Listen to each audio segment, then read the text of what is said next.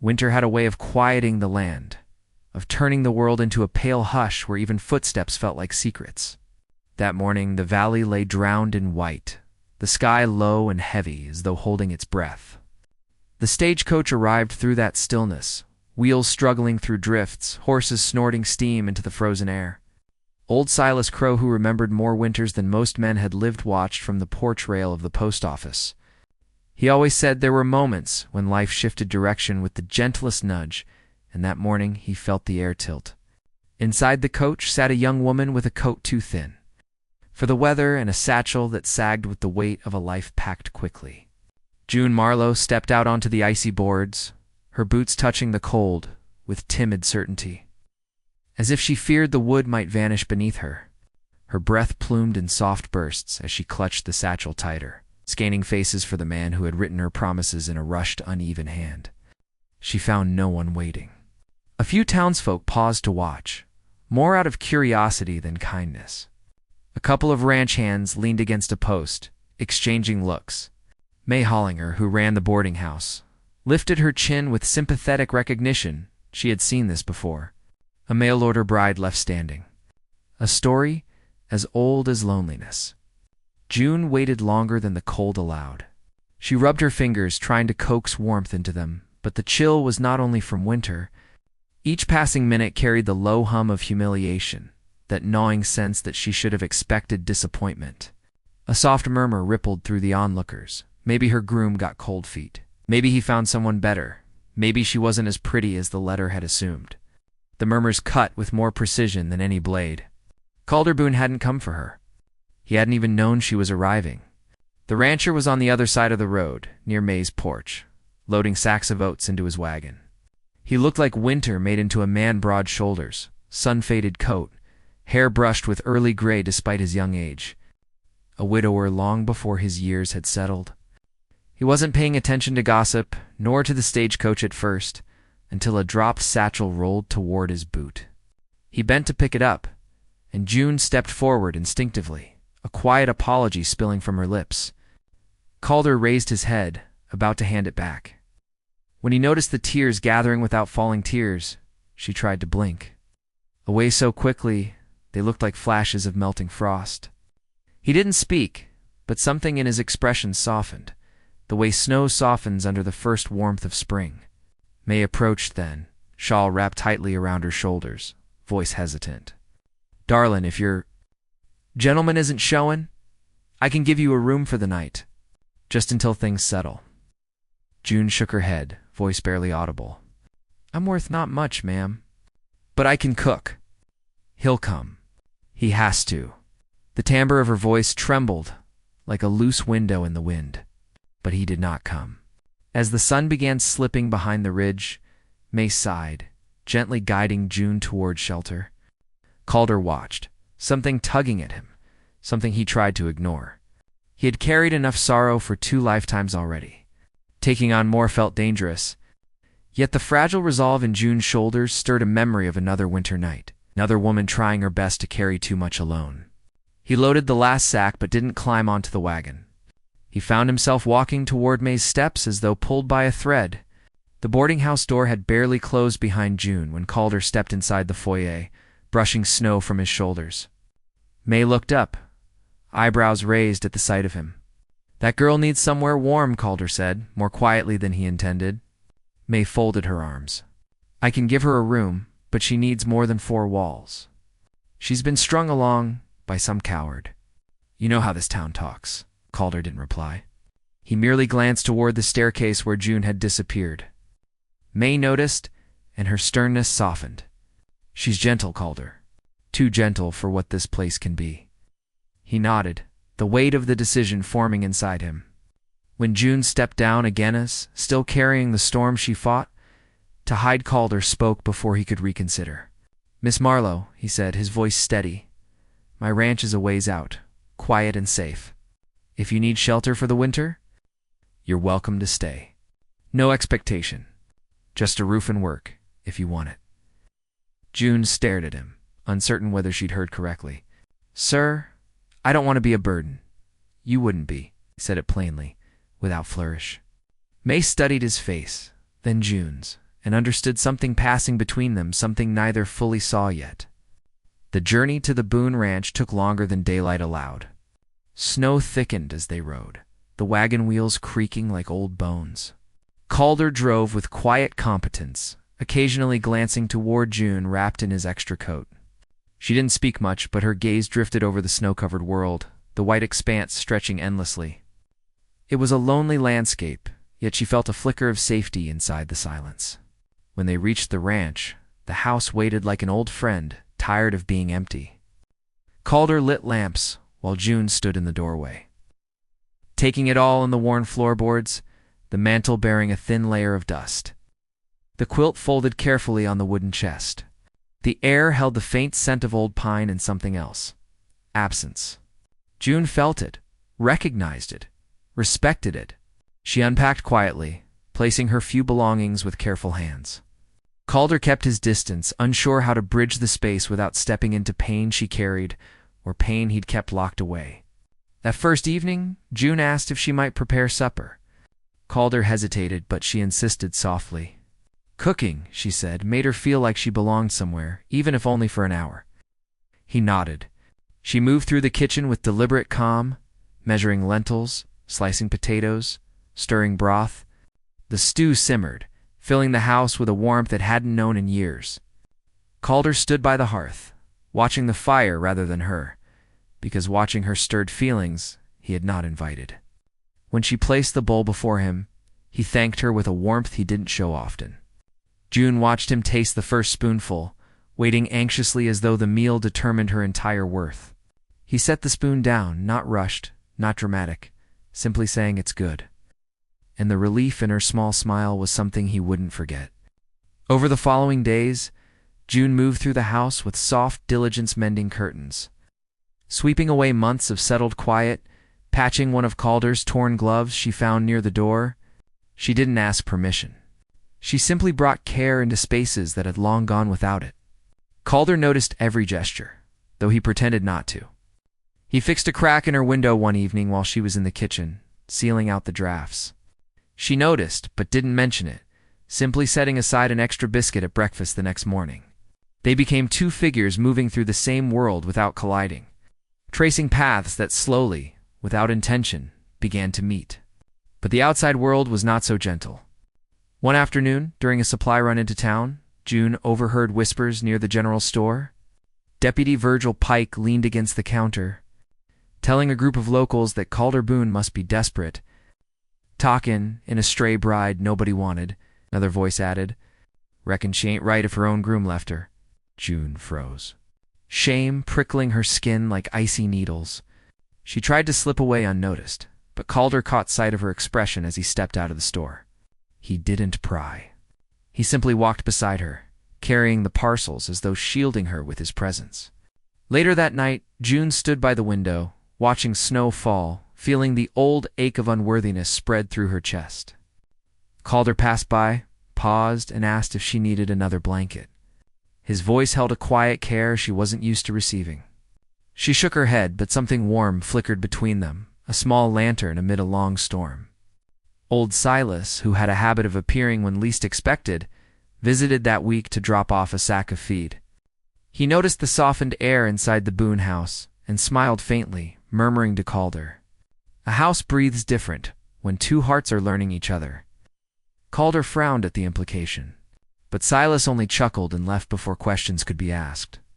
As winter deepened, so did the fragile bond between Calder and June. They shared not stories, but moments, quiet meals, evenings by the fire, the sound of boots on the wooden floor. June learned how much silence a man could carry, and Calder learned how much courage it took for a quiet woman to rebuild herself. By the time the river froze solid and winds sharpened their cry, Calder found himself watching June more often, not with hunger or expectation, but with the slow realization that her presence changed the way the world sounded, less hollow, less cold. June, for her part, felt the first faint warmth of belonging since her journey began. She didn't dare trust it yet, but she cherished the pieces that felt real. The way Calder stepped aside to let her pass through a doorway. The way he saved the last piece of cornbread for her without mentioning it. The way the house didn't seem so lonely anymore. Winter had carved them both, shaped them both, frozen and thawed them in equal measure. And though neither could name it yet, something was beginning, something fragile. Like the thin crust of ice forming over the first spring puddle. The storm came in like a living thing breathing, growling, sweeping over the plains with claws of ice. By late afternoon, the sky had darkened into a bruised purple, and even the cattle sensed something uneasy in the wind.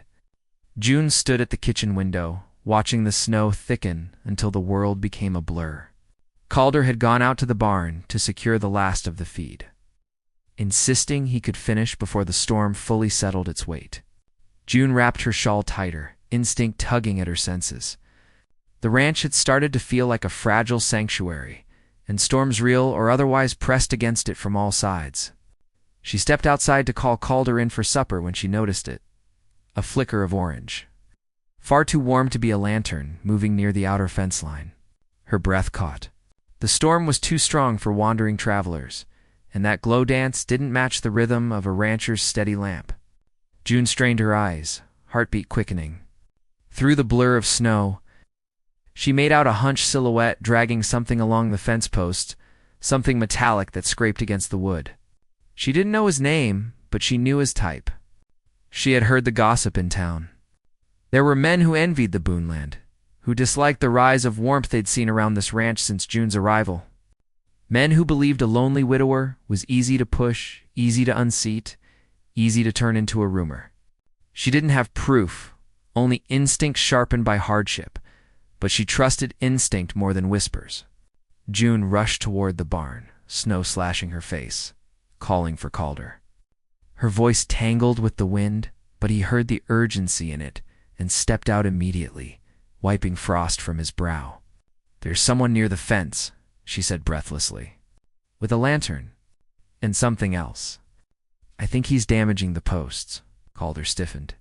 He didn't need details. There were only a handful of men bold enough or foolish enough to trespass here in such weather. Elias Dane came to mind first, a man who measured land by what he could take rather than what he could tend. Calder grabbed his coat, his movements sharp with concern. He didn't ask June to stay behind, though fear flickered across her face. He simply said, "Stay close," and that was enough. They moved together toward the edge of the property, boots sinking into the deepening snow. The closer they got, the clearer the scene became. A tall man hunched over a post, cutting wire with hurried strokes. A lantern hung on a branch above him, throwing wild shadows across the snow. When Calder called out, the man jerked upright, slipping slightly on the icy ground. June saw his face, then Elias Dane, cheeks flushed with guilt and cold. "You're on my land," Calder said, voice low but steady. Elias sneered. "Storm's making fools of all of us. Thought this was my line." Calder's eyes flicked to the cut wire. The lie hung there, weak and trembling. June sensed the moment tightening like a rope. The wind pushed against them, the lantern swaying dangerously. Elias reached out as if to retrieve it, but his boots skidded on a patch of ice. He lunged to keep his balance, his hand striking the lantern accidentally. It fell. A burst of flame licked through the snow before the wind fed it greedily. The lantern oil spilled, igniting dry patches of winter grass that had been hiding under the surface. Within seconds, the fire crawled outward in frantic tongues. June gasped, instinctively grabbing Calder's sleeve. Elias cursed, stepping back. The flames were not high, but the wind made them unpredictable. Calder's first instinct was the barn too close for comfort. His second instinct was June. "Go back," slowly he told her, voice steady but urgent. "Don't run. The snow's slick." She nodded, but her eyes stayed locked on the fire, fear widening them. She had known hunger, rejection, and the sting of shame. But not this, the fear of losing something she had just begun to find. Calder moved forward to stamp out the smaller flames, but Elias stepped in front of him, angry and reckless. "This wouldn't be happening if you kept your affairs straight," he muttered, bitterness twisting his tone. "Bringing in some stray woman like she's your savior town's laughing at you." June felt the word strike sharply, but she didn't flinch. She had learned too well that men who mocked others were often drowning in their own failures. Calder didn't rise to the bait. He shouldered past Elias to kick snow over the spreading fire, focusing solely on saving his property. June joined him despite the danger, stamping out flames with quick, frantic movements. Elias hesitated, then backed away, fear finally overtaking his bravado. Without another word, he disappeared into the storm, leaving them to fight the fire alone. The two of them worked until their legs ached and cold gnawed at their fingers. At last, the flames surrendered to the snow and wind, shrinking to nothing but smoldering patches. Calder stood breathing hard, snow clinging to his coat, soot streaking his jaw. June leaned against a fence post, trembling with relief as the seriousness of what almost happened settled into her bones. When Calder turned to her, something shifted in his gaze, a depth she hadn't seen before. A recognition that her courage had saved more than timber and wire. She had warned him without hesitation, faced fire and storm, and stayed when running would have been easier. "You shouldn't have come out into this," he said softly. "You shouldn't have gone alone," she replied, equally soft. The wind eased then, as if giving them a moment untouched by weather or fear. Calder stepped closer, not invading her space, but offering presence solid, steady, unwavering. June breathed in, feeling the warmth of him despite the cold. "You've got more courage than anyone in this valley gives you credit for," Calder said. "More than you give yourself." June lowered her eyes. Compliments felt foreign, like clothes she wasn't sure she'd fit into. "I only did what felt right. That's the point," he murmured. For a long moment they simply stood there, watching the last flickers of smoke dissolve into the storm's breath. Something in June's chest loosened, something she had carried for years. Built from rejection, loneliness, and the conviction that she was forgettable. Now, here in the cold aftermath of danger, someone had seen her clearly. By the time they returned to the house, their coats dripping, townsfolk had begun gathering on the road beyond the ranch. Lamplit silhouettes braced against the wind, word of the fire traveling fast. May Hollinger pushed through the crowd first, shawl flapping like a flag. "Lord above, we saw the smoke. Are you two hurt?" June shook her head, though her heart still raced. Calder nodded once, eyes scanning the small gathering. He could feel the shift in the air, curiosity, yes, but also something warmer. Respect, understanding. Even Deputy Pike, who had mocked June days earlier, looked less certain in his judgment. May placed a firm hand on June's arm. "You're a brave one," she said, loud enough for others to hear. "Not many would have done what you did." June felt warmth spread in her chest, delicate and unfamiliar. She didn't know how to respond, so she offered a small, grateful smile. Calder stood beside her, shoulders squared. "Ow."